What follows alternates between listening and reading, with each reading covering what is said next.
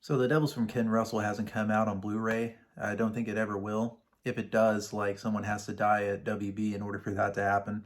But I did get the best alternative, I guess, which is Women in Love, directed by the director, 1969, and a adaptation from D.H. Lawrence, most famous for An American Tragedy, if I'm not mistaken. Um, and it really does trace back to the fact that, like, what is love? Baby don't hurt me. Like, essentially, like, what it is about is just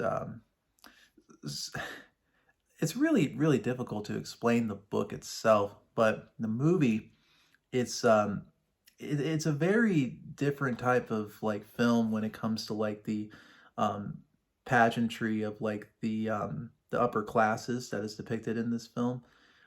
It is not that type of like Remains of the Day or any of those type of films, or like Downton Abbey. It's more of like uh, almost like Kids at Play, right? Like just this sort of it's only like a sort of backdrop to really what's going on, and it's really these men and women that are kind of just figuring out what love is really all about.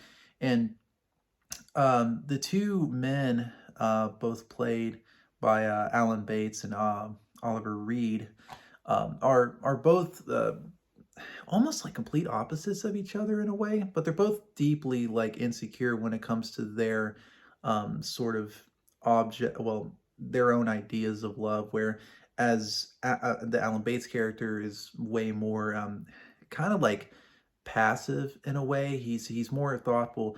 Oliver Reed is completely different. He is more like he is a lot more commanding, demanding, but he really can't love. He likes to be loved, right? Famous like what is it? Al Scott book, right? Little Women. It's like loving is being loved is not the same as loving. In a way that that recognition of love is not so much as in it's like almost as if the love that you give is love is equal. I don't know where I'm going with this, but essentially there's different types of love that if you can't like really nourish someone with it, then it's eventually like a plant. They just like fall and die or wither away, or then they just sleep with someone else, right? Like if you can't really and that's just the sad fact of life. You know, we have our own desires, we have our own things, and if it doesn't really get um, pleasured in some way, then it eventually just falls apart, which happens in Oliver Reed's case, but not for him as much as the other actress in here. I believe Glenda Jackson, or she may be different, but the two leading ladies I thought were great actresses. The actors did great as well. Um, I do think it is an interesting movie for the ideas. Now, is it like a masterpiece? No, but I think it is a good movie to really watch on a kind of like a dreary day, and just something that um, it's it's sort of like the back and forth, right? Like, what is love between a woman, right? Because both of the men are kind of like playboys. They really don't regard women as anything but like really just like playthings. And then here you have two strong, independent ladies, one especially that gets the best of Oliver Reed. And I won't go into spoiler territory, but it does make you kind of question that sort of love relationship that you may even have, right?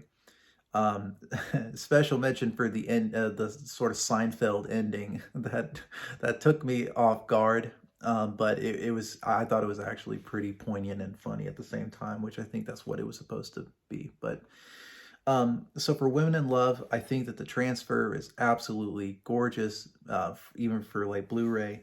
Um, this transfer is absolutely excellent, and I think one of the best in the collection. So it's got that going for it, and a jam packed with special features, including a commentary from the director himself, right?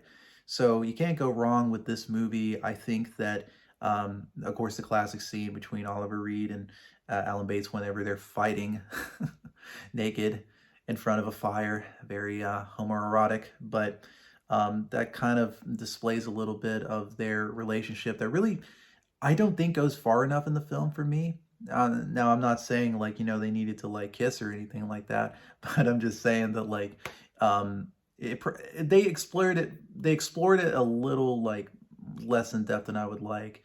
But of course, I never read the book, so who knows.